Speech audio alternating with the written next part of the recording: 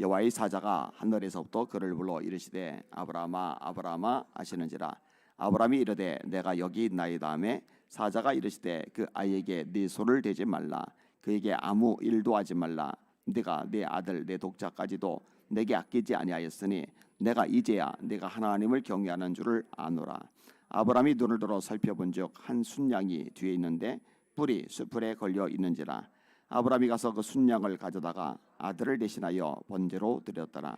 아브라함이 그 땅 이름을 여호와 이레라 하였으므로 오늘날까지 사람들이 이르기를 여호와의 산에서 준비되리라 하더라. 여호와의 사자가 하늘에서부터 두 번째 아브라함을 불러 이르시되 여호와께서 이르시기를 내가 나를 가리켜 맹세하노니 네가 이같이 행하여 네 아들 네 독자도 아끼지 아니하였은즉 내가 네게 큰 복을 주고 네 씨가 크게 번성하여 하늘의 별과 같고 바닷가의 모래와 같게 하리니 네 씨가 그 대적의 성문을 차지하리라. 또 네 씨로 말미암아 천하 만민이 복을 받으리니 이는 네가 나의 말을 준행하였음이니라 하셨다 아니라. 아멘. 인사합시다. 할렐루야. 할렐루야. 아멘. 리든 포드라는 목사님이 계세요. 미국에서 꽤 유명하던 목사님이신데 이분이 서아프리카 다카라는 도시를 방문을 했습니다. 거기서 한 프랑스에서 파송된 선교사님을 만나게 돼요. 근데 그 선교사님 어떤 분이냐면요, 10년 동안 안식년도 없이 열심히 충성되게 선교를 감당하고 있던 그런 선교사님이셨어요. 근데 이제 이 선교사님에게 리튼 목사님의 일행 중 한 명이 좀 무례한 질문을 드린 거예요. 선교사님, 10년 동안 몇 명이나 전도했습니까? 몇 명이나 예수 믿겠습니까? 물어보는 거예요. 쉽지 않잖아요, 선교지가. 그랬더니 선교사님이 2명이라고 대답을 해요. 그러면 이제 그러고 이제 넘어가야 되는데 이 무례한 질문이 또 이어지는 거예요. 이렇게 질문을 해요. 10년 동안 단 2명이요? 아니 그러면 도대체 왜 여기에 계시는 겁니까? 10년 동안 단 2명이요? 그러면 왜 여기에 계시는 겁니까? 선교사님이 기분 나빠하지 않아요. 그리고 이렇게 반문을 합니다. 제가 이곳에 있는 이유요, 그것은 예수님이 나를 이곳에 두셨기 때문입니다. 저는 그 이유 하나 때문에 이곳에 있는 것입니다. 뭔가 당장의 결과가 주어지고 눈에 열매가 보이고 어떤 대단한 역사들이 일어나고 그래야 하나님의 말씀에 순종해서 자기가 있을 자리를, 사명 자리를 지키는 게 아니라 눈에 보이든 보이지 않든 손에 잡히든 잡히지 않든 결과가 있든 없든 간에 하나님의 종은 주인 되신 하나님의 말씀에 따라 하나님이 가라는 곳에 가서 하나님이 서라는 곳에 서서 하나님이 하라는 일을 순종하면 되는 거거든요. 이게 이제 잘 안 돼요. 이게 쉽지가 않아요. 그리고요, 솔직히 말해서 당장 눈에 안 보이고 손에 안 잡힌다 치더라도요, 하나님 말씀에 순종하면은요, 결국 때가 됐을 때 하나님이 거두게 하셔요. 갈라디아 6장 9절 말씀이죠. 우리가 선을 행하되 낙심하지 말지니 포기하지 아니하면 때가 이름에 거두리라. 하나님 말씀이잖아요. 눈물을 흘리며 씨를 뿌리는 자는 기쁨으로 거두리로다. 울며 씨를 뿌리러 나가는 자는 반드시 기쁨으로 그 단을 가지고 돌아오리로다. 순종하는 사람에게 이런 역사와 능력이 나타나는 거죠. 여러분, 성경에는 이런 얘기들로 가득 차 있어요. 요단강을 건너야 되는데 하나님의 말씀에 따라 법궤를 맨 제사장들이 요단강 물에 발을 들이밀 때, 그때 요단강이 갈라지잖아요. 순종해서 발을 들이밀 때 물살이 빨라요. 수위가 높아요. 들이밀면 휩쓸려 가요. 익사당해 죽어요. 순종하잖아요. 하나님의 말씀에 따라 여리고성 6일 동안 한 바퀴씩, 7일째 7바퀴, 13바퀴를 다 돌 때 성이 무너져 내리잖아요. 위에서 돌 던지면 어떡하라고, 활을 쏘면 어떡하라고, 끓는 기름기 얹으면 어떡하라고.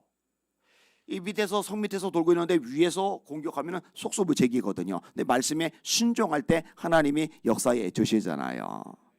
밤새도록 고기 한 마리 못 잡았던 베드로가 예수님의 말씀에 따라 깊은 데서 그물을 내렸을 때 고기가 어마어마하게 잡히잖아요.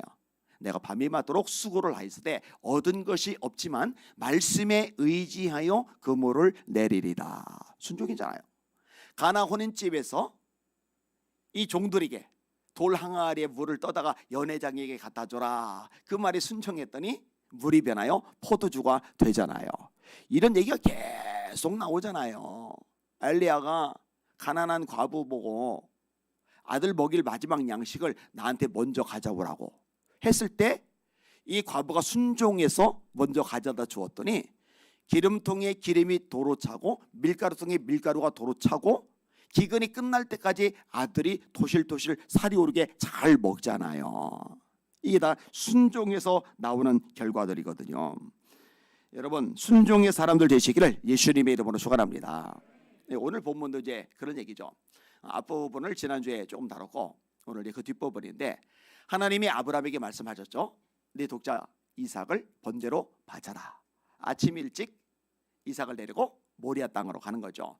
산 아래다가 종들을 남겨두고 이삭만 데리고 올라가죠. 이삭의 질문, 숯불도 있는데 장작도 있는데 양은 어디 있습니까? 하나님이 준비하셨어. 그리고 아브라함이 이삭을 묶고 잡으려고 할 때, 그때 이제 오늘 본문이 시작이 되는 거예요. 여호와의 사자가 말립니다. 11절. 여호와의 사자가 하늘에서부터 그를 불러 이르시되 아브라함아 아브라함아 하시는지라. 아브라함이 이르되 내가 여기 있나이다 하매. 하나님의 애초의 의도는 아브라함의 피 눈물을 빼는데 있지를 않아요. 아브라함에게 진짜 하나님을 믿는 믿음이 있는지, 하나님의 말씀에 순종하는 자세가 되어 있는지, 이거를 시험하시는 거죠. 그래서 아브라함을 시험하시려고 이렇게 성경이 말씀하고 있는 거죠. 결국 이 시험에 통과를 해요. 하나님이 인정하세요. 12절. 사자가 이르시되 그 아이에게 네 손을 대지 말라. 그에게 아무 일도 하지 말라. 네가 네 아들 네 독자까지도 내게 아끼지 아니하였으니 내가 이제야 네가 하나님을 경외하는 줄을 아노라.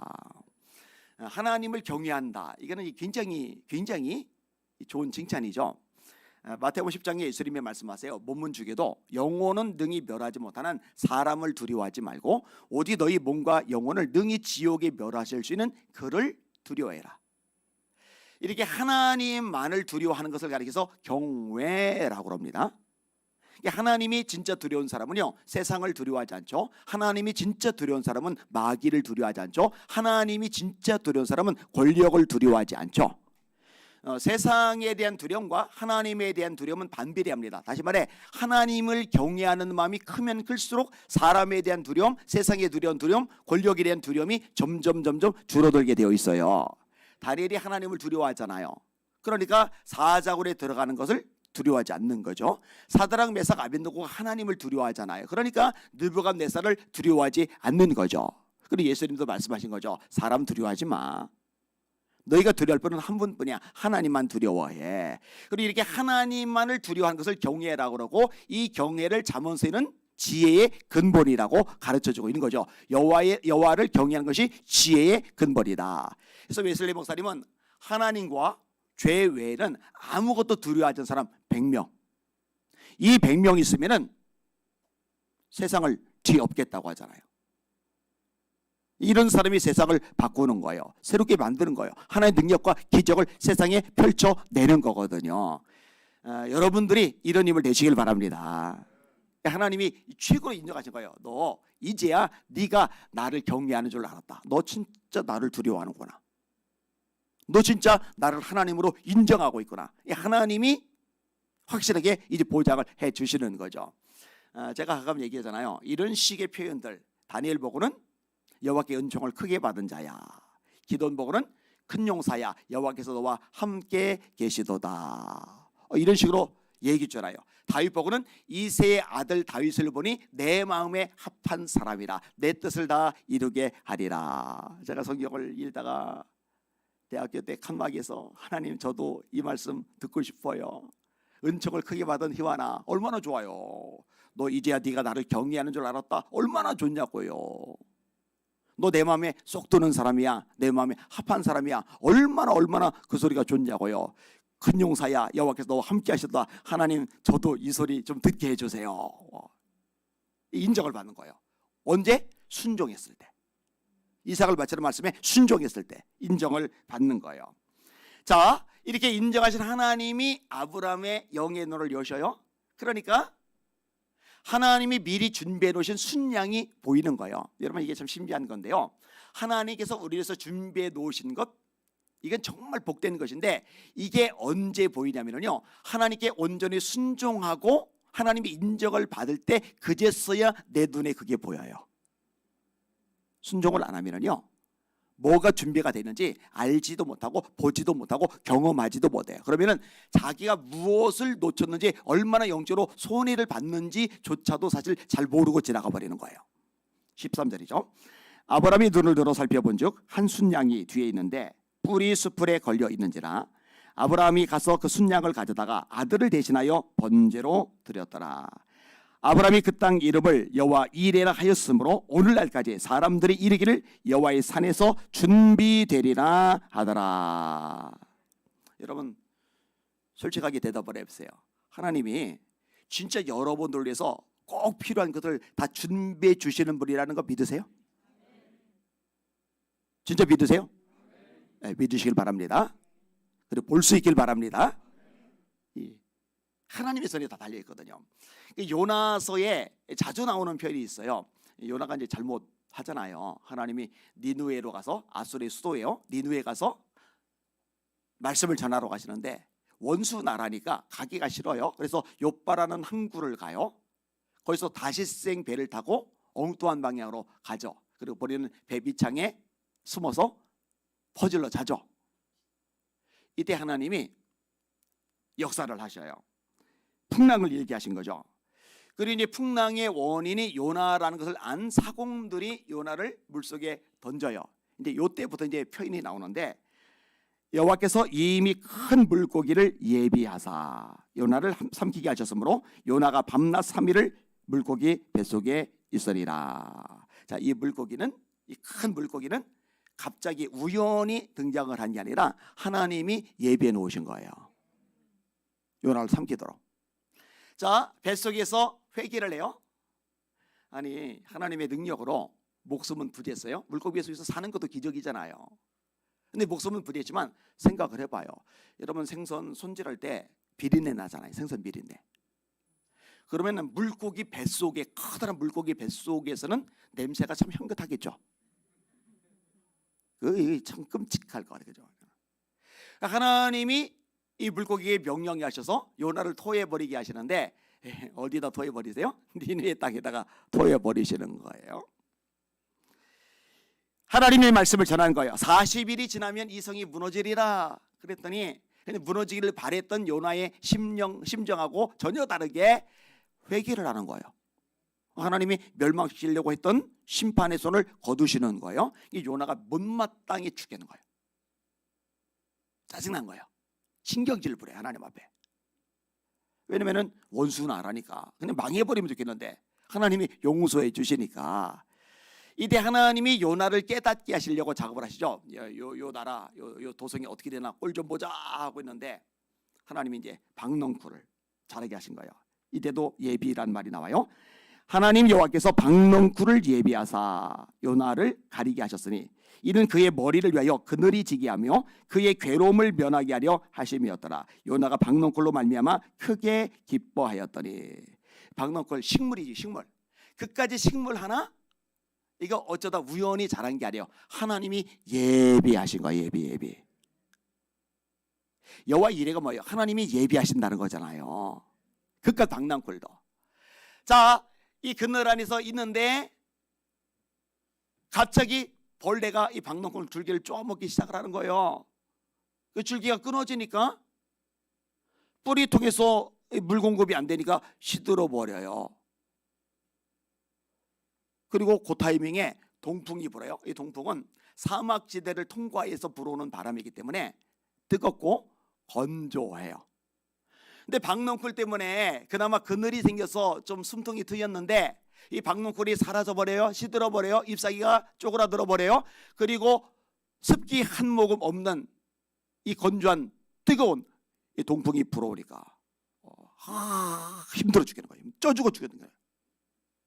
여러분 여름철에 햇볕 쨍쨍 질 때 땡볕에 서 있어 봐요. 얼마나 힘드냐고요. 그런데요, 이때도 나와요. 하나님이 벌레도 그까짓 벌레, 꿈틀거리는 이 벌레 하나도 그냥 우연히 생긴 게 아니라 하나님이 예비하셨다.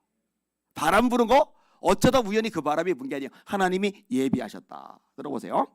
하나님이 벌레를 예비하사 이튿날 새벽에 그 박넝쿨을 갉아먹게 하심에 쉬더니라.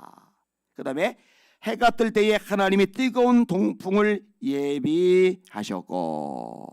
여러분, 우연 아니에요. 하나님의 뜻과 섭리, 계획 속에 우리 모든 것이 있다는 거 기억하시길 바랍니다. 때때로는 안 좋은 것조차도, 여러분 요셉이 구덩이에 던져지는 거, 노예로 팔려가는 거, 실제로 노예가 되는 거, 오해 뒤집어 쓰고서 누명 뒤집어 쓰고 감옥에 처박히는 거, 술 맡은 관원장이 요셉을 2년간이나 만 2년간이나 까마득하게 잊어서 나는 속이 타들어가는데 목이 빠져라고 술 맡은 관원장이 연락 오길 기다리는데 연락이 와야 풀려나고 풀려나야 아버지 만날 거 아니겠어요. 근데 인생이 비비 꼬이고 또 꼬이고 또 꼬이고 또 꼬이고 해도 너무하고, 근데 이런 모든 것들조차도 재수 안 붙어서 인생이 꼬여서 하나님께 미운 털 베겨서가 아니라 하나님의 섭리, 나를 다듬어 가시고 성장케 하시고 무장케 하시고 마침내 복을 받게 하시려는 하나님의 계획 속에 있다는 거, 하나님의 예비하심이라는 거, 이거 믿으시는 여러분들 되시기를 주님의 이름으로 축원합니다. 이걸 믿어야 돼요. 이걸 믿어야 돼요. 여호와의 산에서 준비되리라, 하나님의 산에서 예비되리라. 하나님의 예비하심이 있단 말이에요. 자, 순종한 아브람, 결국 이 아브람에게 하나님의 복의 말씀이 선포가 됩니다. 여호와의 사자가 하늘에서부터 두 번째 아브람을 불러 이르시되, 여호와께서 이르시기를 내가 나를 가리켜 맹세하노니 네가 이같이 행하여 네 아들 네 독자도 아끼지 아니하였은즉 내가 네게 큰 복을 주고 네 씨가 크게 번성하여 하늘의 별과 같고 바닷가의 모래와 같게 하리니 네 씨가 그 대적의 성문을 차지하리라.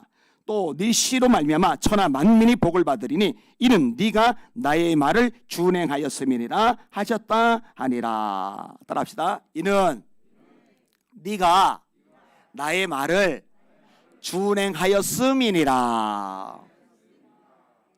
무슨 말이에요? 너 순종했잖아. 너 순종했잖아. 하나님의 감동을 받았어요. 근데 감동을 받은 내용이 순종하기가 어려워요. 아들을 번제로 바치는 것보다 어려운 게 어디 있겠어요. 근데 기억하세요. 순종하기가 어려우면 어려울수록 하나님의 축복도 크다는 거, 하나님의 갚아주심도 크다는 거, 이거 기억하시기를 주님의 이름으로 축원합니다. 나의 계명을 가지고 지키는 자라야 나를 사랑하는 자니, 나를 사랑하는 자는 내 아버지께 사랑을 받을 것이요 나도 그를 사랑하여 그에게 나를 나타내리라. 요한복음 14장 21절 말씀이죠. 자유하게는 온전한 율법을 들여다보는 자는 듣고 잊어버리는 자가 아니요 실천하는 자리, 이 사람이 그 행하는 일에 복을 받으리라. 야고보서 1장 25절 말씀이죠. 이 예언의 말씀을 읽는 자와 듣는 자들과 지키는 자들이 복이 있나니 때가 가까움이라. 계시록 1장 3절의 말씀이죠. 순종하는 하나님의 종들 되시고 순종의 복을 받아들이는 주의 종들 되시기를 예수님의 이름으로 축원합니다. 마지막 따라합시다. 하나님께 순종했더니 복이 임하였다. 뭐 이런저런 과정 우여곡절을 거치겠지만 결국은 하나님이 역사해 주셔요. 이 고백이 여러분의 고백이 되시기를 예수님의 이름으로 축원합니다. 기도합니다. 하나님 아버지, 세상 만물 역사 나라의 주인이 하나님이라는 것 잊지 말게 하여 주시옵소서. 주눅들지도 말게 하시고 불안해하지도 말게 하시고 우울해하지도 말게 하시고 주저앉지도 말게 하시고 맥 빠져 있지도 말게 하여 주시옵소서. 다만 하나님의 말씀에 따라 순종하면서 하루하루 걸어가게 하여 주시옵소서.